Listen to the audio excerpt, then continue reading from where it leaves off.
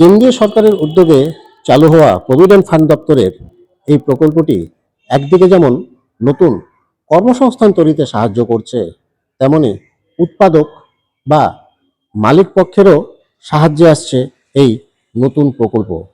এবং এদিন জলপাইগুড়ি আঞ্চলিক ক্রিয়া দপ্তরের তরফে দাবি করা হয়েছে, ইতিমধ্যে জলপাইগুড়ি সহ 3 জেলায় কিন্তু এই প্রকল্পের মাধ্যমে 3000 নতুন কর্মসংস্থান তৈরি হয়েছে এবং যারা উৎপাদক ও মালিক পক্ষ রয়েছেন তারাও কিন্তু এই প্রকল্পের সুবিধা পাচ্ছেন বিভিন্নভাবে। বেকারত্ব কমাতে কেন্দ্রীয় সরকারের এমপ্লয়মেন্ট লিঙ্কেজ ইনসেন্টিভ স্কিম অর্থাৎ ইএলআই প্রকল্পে জলপাইগুড়ি, কোচবিহার ও আলিপুরদুয়ার মিলিয়ে গত 5 মাসে প্রায় 3000 নতুন কর্মসংস্থান হয়েছে বলে দাবি করলেন জলপাইগুড়ি আঞ্চলিক প্রভিডেন্ট ফান্ড দপ্তরের কমিশনার পবন কুমার বানসাল। 2025 সালের 1 আগস্ট চালু হওয়া এই প্রকল্পে নতুন কর্মীরা বছরে 2 দফায় মোট 15,000 টাকা উৎসাহ ভাতা পান। নিয়োগকর্তারাও কর্মী পিছু মাসে 1000 থেকে 3000 টাকা প্রণোদনা পাচ্ছেন। চা বাগান, শিক্ষা ও ম্যানুফ্যাকচারিং সহ বিভিন্ন ক্ষেত্রে প্রকল্পের সুবিধা মিলছে।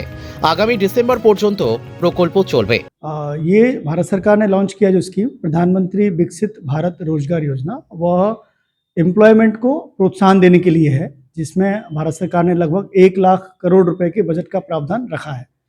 तो अभी एक अच्छा माइलस्टोन है। इसमें हमारे ऑफिस में लगभग 50% कॉन्ट्रीब्यूटरी इस्टेब्लिशमेंट ने रजिस्ट्रेशन करवा लिया है। अगर आप ऑल इंडिया की बात करें तो वो फिगर इतना ही लगभग है, 50% के ऊपर पूरे भारत में रजिस्ट्रेशन इसमें नियोक्ताओं ने करवा लिया है। कुछ नियोक्ता भी यहाँ पे हैं जो आपको बताएंगे कि उनको कैसा समझाया गया, स्कीम अच्छा लगा। और मैं आपको बताना चाहूँगा करीब 6000 से ज़्यादा इसमें जो हमारे नए सदस्य और रिजॉइनिंग 2 तरह के सदस्य हैं इसमें। एक तो वो हैं जो फर्स्ट टाइमर्स, जिनके लिए सरकार इसमें लाभ देगी। तो 3000 से ज़्यादा हमारे यहाँ आरओ जलपाईगुड़ी में इसमें न्यू सदस्य फर्स्ट टाइमर्स जुड़े हैं, जिनको कि लगभग 15,000 रुपये उनके खाते में सरकार देगी।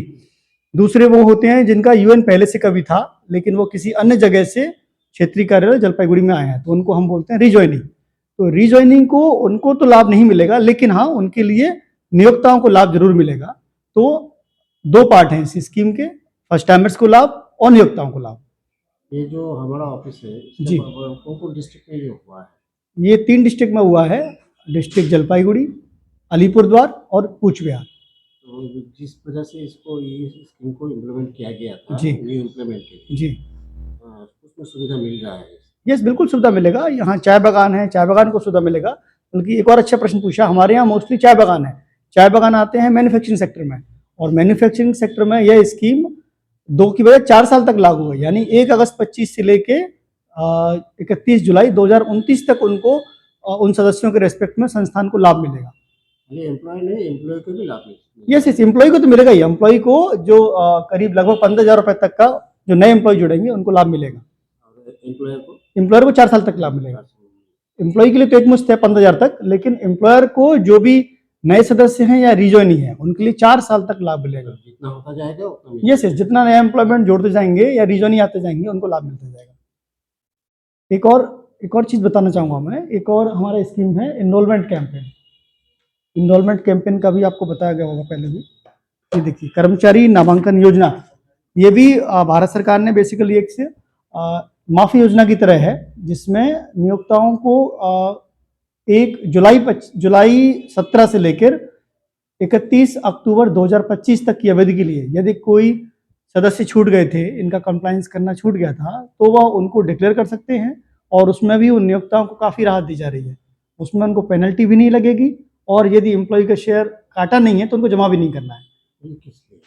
यह इसलिए है कि सरकार चाहती है कि फॉर्मल सेक्टर में ज़्यादा से ज़्यादा सदस्य जुड़ें, और अगर वो जुड़ेंगे तो उनको पीएफ, पेंशन, इंश्योरेंस सभी का लाभ मिलेगा। কি মনে হচ্ছে আপনারা এবার কতটা উপকৃত হবেন, বা যারা নতুন জয়েন করছেন বা যারা রিজয়েন করছেন কতটা উপকৃত? দেখেন, প্রধানমন্ত্রী যে স্কিমটা যে রয়েছে, সেই স্কিমে যেরকম নিউ এমপ্লয়ার যারা একদমই যারা নিউ জয়নিং যাদের আছে, যেটা হচ্ছে 1 আগস্ট 2025 থেকে হচ্ছে, তো অলরেডি আমাদের অর্গানাইজেশনও বেশ কিছু এমপ্লয়ি জয়েন করেছে। তো তারা অবশ্যই স্কিমের আন্ডারে এই যে স্কিমটাতে অবশ্যই তারা উপকৃত হবে। আপনার তো এডুকেশন সেক্টর, এডুকেশন সেক্টর। কিভাবে এই জিনিসটা মানে আপনারা এই সাথে ইমপ্লিমেন্ট করছেন বা কি ধরনের সুবিধা পাচ্ছেন এই অফিস থেকে? এই অফিস থেকে তো আমাদের already we are very thankful to PF officials to encourage this scheme as much as possible. তো এইভাবে তো অলরেডি ওরা আমাদের যথেষ্ট অ্যাওয়ার করছেন এই বিষয়টি। ক্যামেরায় ঋষি চক্রবর্তীর সঙ্গে তিতাস পাল, জজবা 24 বাংলা, জলপাইগুড়ি।